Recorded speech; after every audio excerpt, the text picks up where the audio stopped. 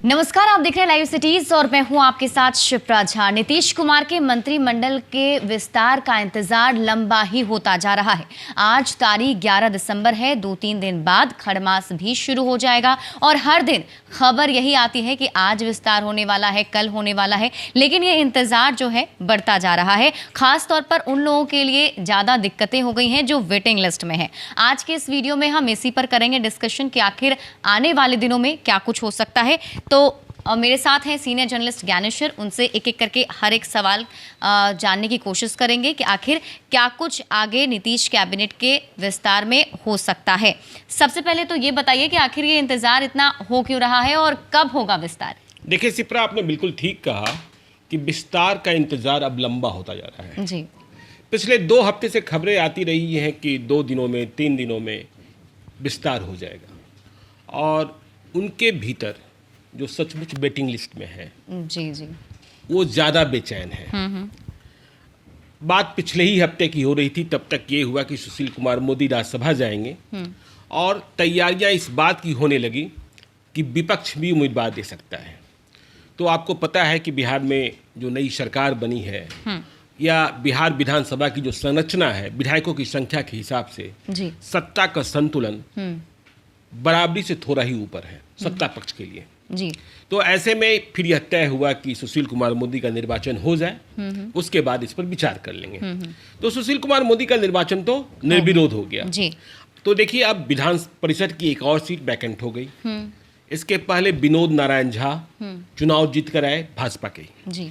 इसके अलावा राज्यपाल के कोटे से बिहार विधान परिषद के लिए मनोनयन होना है। बड़ी संख्या है, 1 दर्जन से जी करीब, ठीक है। तो बात इन्हीं सब में फंसी है। मंत्रिमंडल विस्तार के पहले विधान परिषद में जो राज्यपाल के कोटे से मनोनयन होना है जी। उनका मनोनयन नीतीश कुमार करेंगे। लेकिन देखिए अब जो स्थिति है बिहार की, उसमें पिछली सरकार की तरह जी। नीतीश कुमार बड़े भाई की भूमिका में नहीं है। हाँ, नीतीश कुमार मुख्यमंत्री जरूर हैं जी। क्योंकि भाजपा ने अपनी उस प्रतिज्ञा का निर्वहन किया है जिसमें यह चुनाव के पहले कहा गया था कि सीटों की संख्या चाहे जितनी हो हम नीतीश कुमार को मुख्यमंत्री बनाएंगे जी। तो बीजेपी ने नीतीश कुमार को मुख्यमंत्री बना दिया। लेकिन विधानसभा में बीजेपी की सीटें अधिक हैं, इसलिए बीजेपी की सोच है कि हमारा हिस्सा अधिक हो जी। और आपने देखा कि बीजेपी ने बिहार में जब पहली कैबिनेट बनी, नीतीश कुमार ने शपथ ली तो मंगल पांडे को छोड़कर पूरा घर बदल दिया जी। नीतीश कुमार के लिए सबसे comfortable deputy CM Sushil Modi थे, लेकिन सुशील मोदी को नहीं बनाया गया। तारकिशोर प्रसाद और रेणु देवी नए डिप्टी सीएम हुए और जो मंत्रिपरिषद के चेहरे हैं वे भी नए आ गए, तो पुराना घर बदल दिया। ऐसी सूरत में देखिए बीजेपी ये चाहती है कि राज्यपाल के कोटे के मनोनयन में भी जो विधान परिषद मनोनीत होने हैं उनमें हमारा हिस्सा अधिक हो। देखिए जब विधानसभा चुनाव की घोषणा नहीं हुई थी, यह अधिकती उसके पहले हुई थी, तब 8 और 4 की बात हो रही थी, लेकिन 8 जदयू और 4 बीजेपी। लेकिन बीजेपी चाहती थी कि तब एलजेपी के लिए भी एक सीट की गुंजाइश जेडीयू के खाते से हो। खैर अब तो एलजेपी है ही नहीं, लेकिन अब जो स्थितियां बदली हुई हैं, परिस्थितियां बदली हुई हैं, बीजेपी का कहना है कि अब 8 और 4 नहीं, अब तो अधिक सीटें लेने की स्थिति में हम हैं जी। नीतीश कुमार के यहाँ भी बड़ी लंबी वेटिंग लिस्ट है और बीजेपी में बड़ी वेटिंग लिस्ट है। अब देखिए सुशील कुमार मोदी और जो विनोद नारायण झा की सीट खाली हुई वो चुनाव की सीट है विधायकों के माध्यम से, तो वो उन दोनों सीटों पर भी बीजेपी दावा कर रही है। तो इसलिए देखिए नीतीश कुमार तो तैयार बैठे हैं विधान परिषद के मनोनयन के लिए। उन्हें देखिए अशोक चौधरी को तो बनाना ही बनाना है क्योंकि उन्हें मंत्री बनाया जा चुका है। ठीक इसी प्रकार से बीजेपी के कोटे से, क्योंकि जब सीटों का बंटवारा हुआ था तो बीआईपी मतलब विकासशील इंसान पार्टी, मुकेश सहनी की पार्टी बीजेपी के खाते में थी, तो वहां से मुकेश सहनी का मनोनयन होना है क्योंकि उन्हें भी बिहार सरकार में मंत्री बनाया जा चुका है। इसलिए पहले विधान परिषद के सदस्यों का मनोनयन, और इसमें परेशानी ये हो रही है कि दिल्ली से, देखिए अब सब कुछ दिल्ली से होना है बीजेपी में।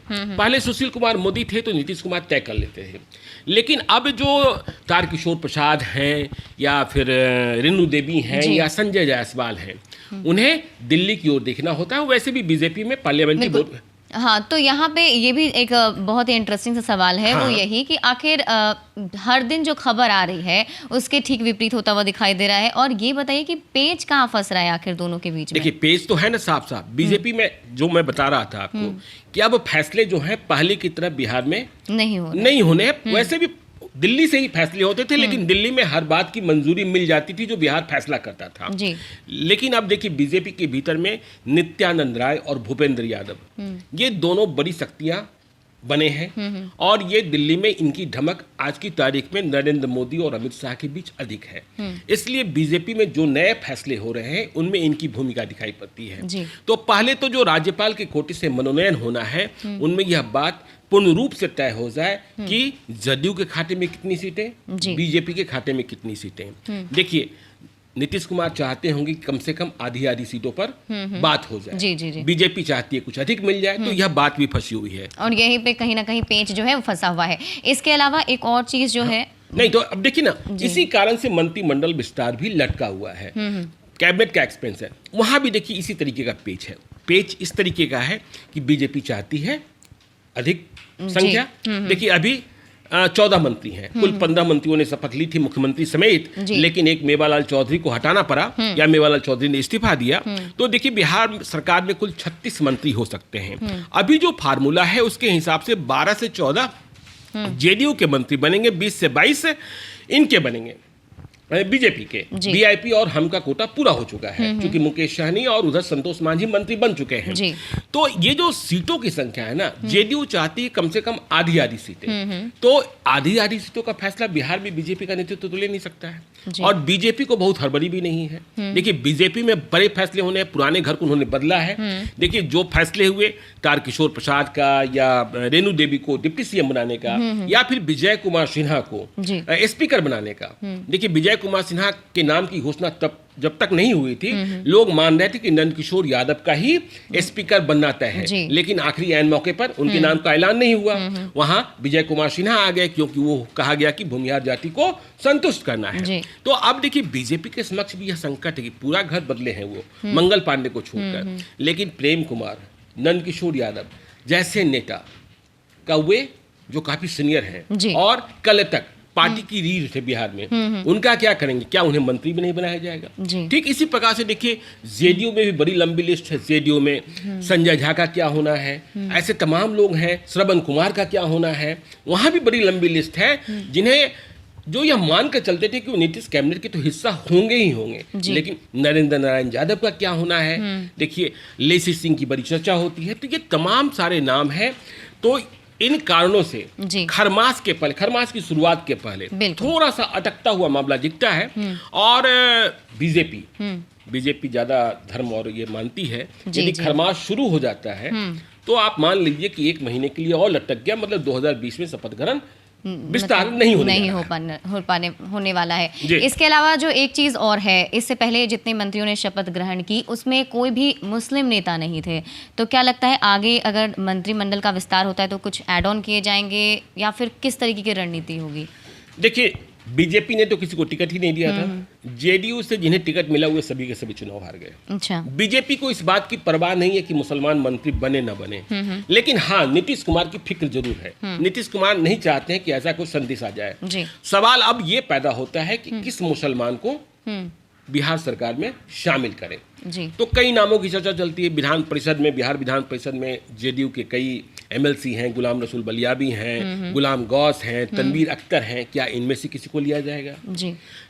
फिर राजद के एक बड़े नेता हैं, चुनाव हारे हैं, वे भी नीतीश कुमार की बड़ी पसंद हैं। उनके बारे में भी खबरें चलती रहती है कि नीतीश कुमार उन्हें अपने साथ लाकर झटका देना चाहते हैं। तो यदि उन्हें साथ लाकर झटका देना है तो वह राज्यपाल के कोटे में दिखाई पड़ जाएगा जब मनोनयन की प्रक्रिया होगी। अली असरफ फातमी भारत सरकार के पूर्व केंद्रीय मंत्री, उनके नाम की भी चर्चा चलती है। लेकिन इन सबों के बीच में देखिए, मैंने शुरुआत में ही कहा था कि सत्ता का संतुलन, सत्ता पक्ष की सीटें कुछ ही ज्यादा है तेजस्वी यादव और महागठबंधन की तुलना में। तो ऐसी सूरत में एक खबर यह भी चल रही है कि बसपा से, बहुजन समाज पार्टी से एक विधायक जीते हैं, जामा खां, मुसलमान है। तो जामा खां को सत्ता पक्ष अपने तरफ लाने की कोशिश कर रहा है। अच्छा। और वे अकेले हैं। यदि वे आने के लिए तैयार हो जाते हैं तो उन्हें पार्टी का मर्जर करना होगा कर भी सकते हैं, उन्हें किसी से परमिशन लेने की जरूरत भी नहीं है। ऐसी सूरत में जामा खां की किस्मत भी खुल सकती है। जिस तरीके से बातें चल रही है, चकाई से जीते हुए इकलौते निर्दलीय विधायक सुमित कुमार सिंह, सुमित कुमार सिंह ने नीतीश कुमार से मुलाकात की, कई दफे मुलाकात की, और कहा जा रहा है कि उन्हें भी मंत्रिपरिषद में स्थान मिल सकता है, क्योंकि लंबे अरसे तक साथ रखना है। यदि स्थान नहीं देते हैं तो वे आजाद रहेंगे। तो ये सारी चीजें चल रही हैं और इन प्रक्रिया के कारण ही मामला फंसता हुआ दिखता है शिप्रा। बिल्कुल, तो कहीं ना कहीं जो मंत्रिमंडल विस्तार का मामला है वो भी फंसता हुआ दिखाई दे रहा है, और देखने वाली बात हुई कि इस पर आगे क्या कुछ अपडेट आता है, वो भी लाइव सिटीज आपको जरूर बताएगा। ज्यादा अपडेट के लिए आप जुड़े रहिए लाइव सिटीज के साथ, और अभी तक अगर आपने हमारा यूट्यूब चैनल सब्सक्राइब नहीं किया तो सब्सक्राइब कर लीजिए। ये वीडियो अगर आप फेसबुक पेज पर देख रहे हैं तो पेज को लाइक कीजिए, साथ ही साथ आप हमें ट्विटर पर फॉलो करना मत भूलिएगा। धन्यवाद।